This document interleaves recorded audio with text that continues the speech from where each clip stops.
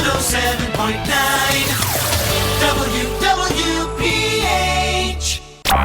Your community, your world, your radio station. 107.9 FM. WWPH in Princeton Junction. All right, and welcome back to Last Light. I'm Eliana. John. Daniyal. And yeah, so this Friday we're gonna see, or just like the end of November in general, we're gonna see like a lot of new movie releases.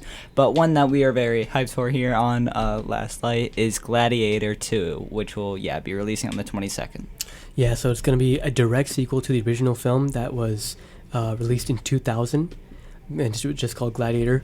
Now both are directed by Ridley Scott, award-winning director, who's directed another film recently in sequel to the Alien series earlier this year, Alien Romulus, and it was back in August, and it got some pretty decent reviews, right? But the Gladiator films are set in the ancient Roman Empire. I believe it was 141 or prior to that AD. Yeah, that sounds about right. Yeah, and so additionally, the story from the first one movie will not be, continually. It won't be like focused like back on whatever, background stuff happened in the first one. However, it'll just be kind of having new characters in this new one, picking up the story of Lucius, who was the boy in the original film, who is now grown up and become a gladiator himself, picking up, his story. And many fans are skeptical about this, but I'm really hoping. I trust Ridley Scott. I trust the filmmaking process. I trust the cast. It's really stacked. Paul Mescal, Pedro Pascal, Denzel Washington, Connie Nielsen, Joseph Quinn.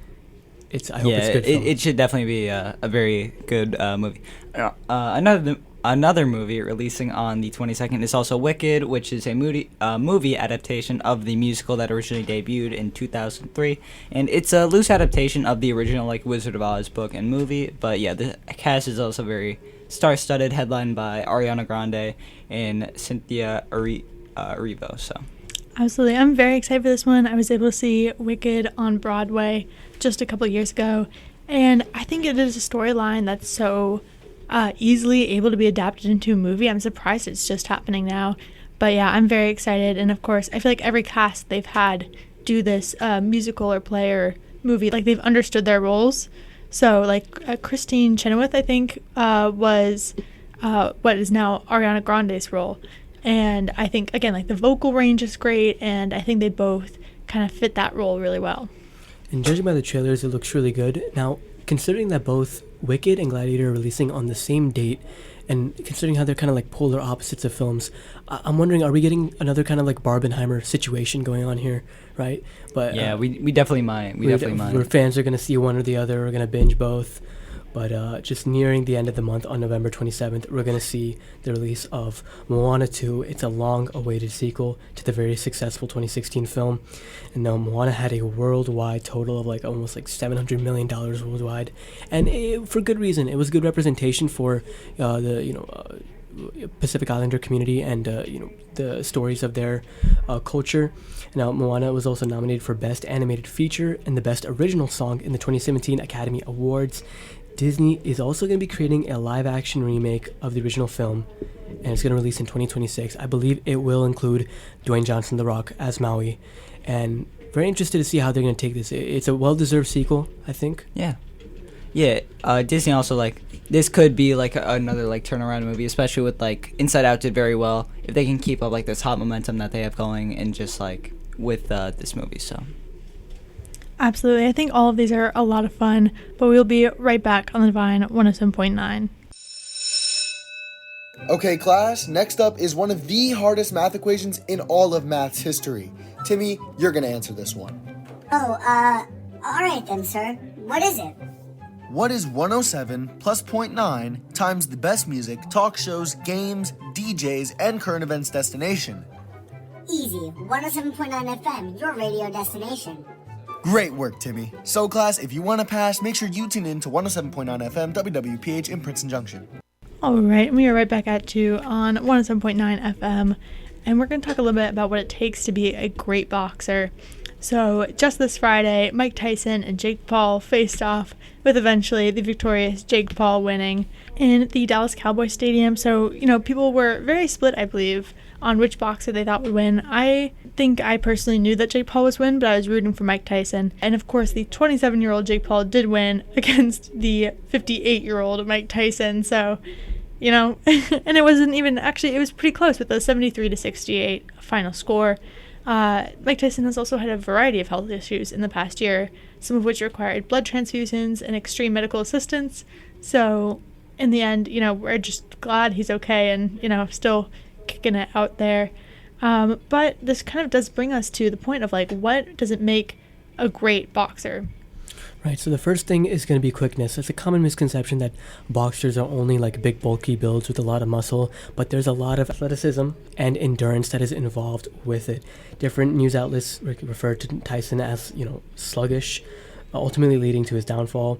But to be a good boxer, you need to get your move in before your opponent. You need to react to your moves as quick as possible. I know I was watching not a boxer, but UFC fighter Tyrone Woodley. He explained it pretty well. Like when a punch is being thrown at you, you only have like 0.5 seconds to move your head out of the way for that, right? And same thing when you're throwing the punch, you need to be fast. You need to make sure your opponent is not going to see it. So quickness is a major factor in it. Yeah, exactly. Like the Muhammad Ali quote, float like a butterfly, sting like a bee. Another very important part is accuracy. As if you just like have like all power but like no accuracy, you're not going to do much in the fight and it'll like wear you out. But yeah, also another fact about boxing, in case you weren't aware, hitting below the belt is forbidden. So it's like very important to like make sure you're not going to like slip up and like accidentally get yourself point deduction. So. Yeah, absolutely. And, along with, being quick and accurate, you do want to have good defense, because if you're taking all the blows for yourself, you probably aren't going to last very long. So, following all these same steps still, but also dodging them. And it requires the alertness and the quickness that we talked about before. So picking up on patterns from your opponent is also a great way to do this. So if you see that they're throwing the same combos every time, then you know what you have to do to dodge it. Absolutely. And when you watch these real boxing fights, what's the one thing that you always watch when you see the news? Obviously, their conferences, they're what they say to each other, the pregame, right? It takes guts. You need to have confidence. You need to know what you're getting into. Boxing isn't for the faint of the heart. You got to know, like, your opponent. You have to, be very mentally prepared. It's all very much a mental game as it is physical, right? Because the opponent will try to get into your head, as we've seen with these major pay-per-view fights in the past, and they will try to make you feel scared or, concerned, and you won't perform your best there. So being confident and being locked in is like how you really win. We'll be right back on the Divine 107.9. For more than 140 years, American Humane has been working to protect and make the world a kinder place for animals. You can help too. Visit AmericanHumane.org for simple ways to build a more compassionate world for all of us. It's the radio station of my dreams, 107.9 FM, WWPH in Princeton Junction. Home of the Pirate in the Night, 107.9 FM.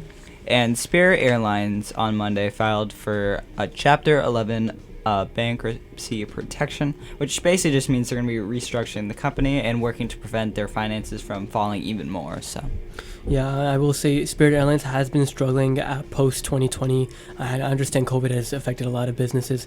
However, they've lost more than $2.5 billion since then, and they've been struggling with trips ever since, with their customers coming in leaving bad reviews.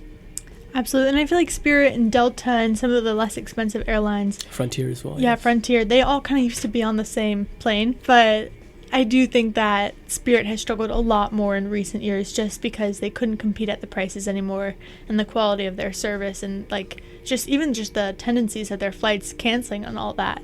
It is kind of a known, I don't want to say fact, but stereotype, which is always quite common. I would know, I've passed 3 flights I've done was with Spirit, and because they're cheap, but they value their prices over their passenger experience, and there definitely shows.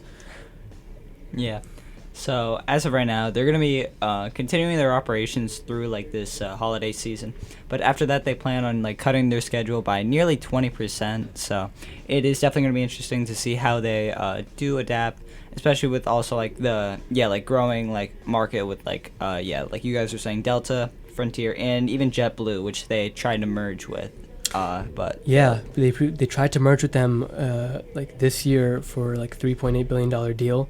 But it was blocked by the Justice Department in its lawsuit, likely because now, right before they were facing this bankruptcy, they were trying to save it before, but Their method now is that, they're still going to be operating, they're still going to be holding off, and they still will be, serving their passengers in the future, but we will see how they develop and handle the situation. Filing for bankruptcy is kind of a method for these businesses to, help give them an opportunity to save themselves from any more legal troubles.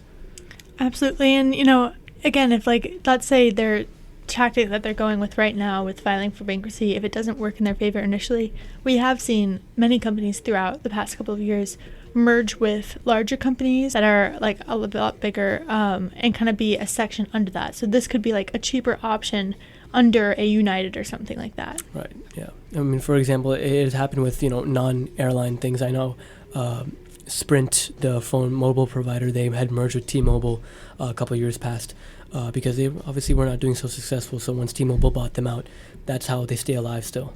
So Exactly. Same concept here. That's kind of happened with Spirit. At least they attempted for it.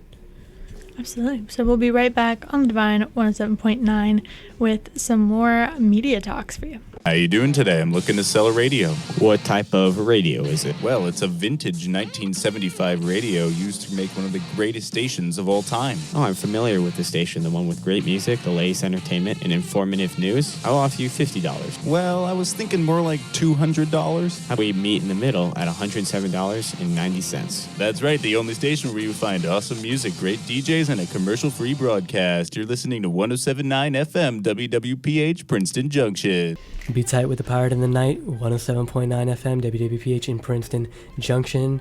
And I gotta talk about it. It just came out. Cobra Kai Never Dies. Alright, Cobra Kai Season 6, Part 2, released on November 15th.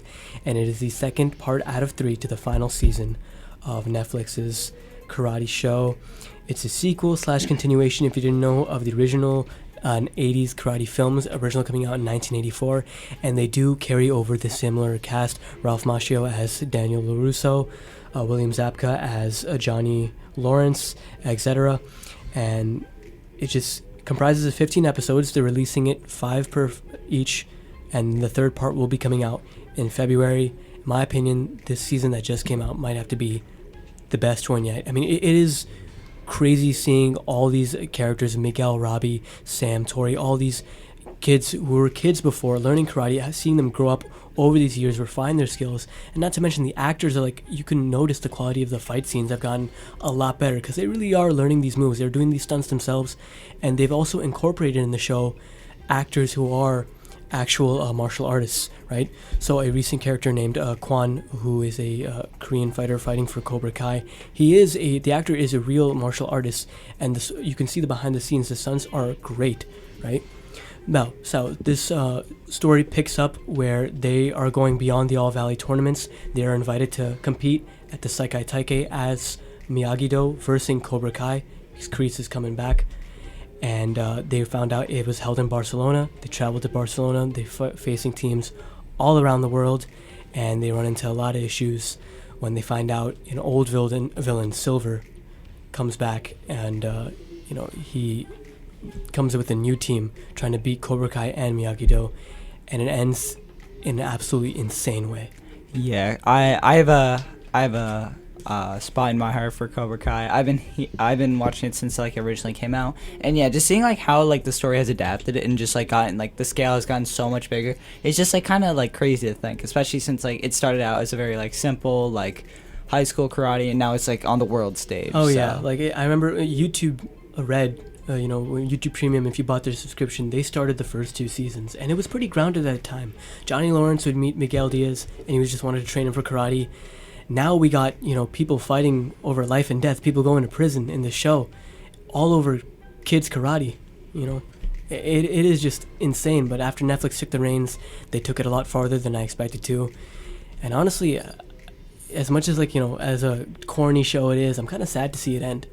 Yeah, it's definitely going to be very unfortunate to see it end, but yeah, I'm going to enjoy it while it is right now, and yeah. Yeah, it's a 40-year legacy. I really hope they end it off with a bang. 107.9's the best station for views and games and lots of fun. Laugh, you will surely laugh, listening to our great talks and our staff. find everything you would want in a radio station.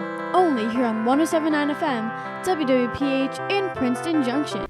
All right, and that concludes our show on Last Light here today. This has been Eliana, John, and Daniyal.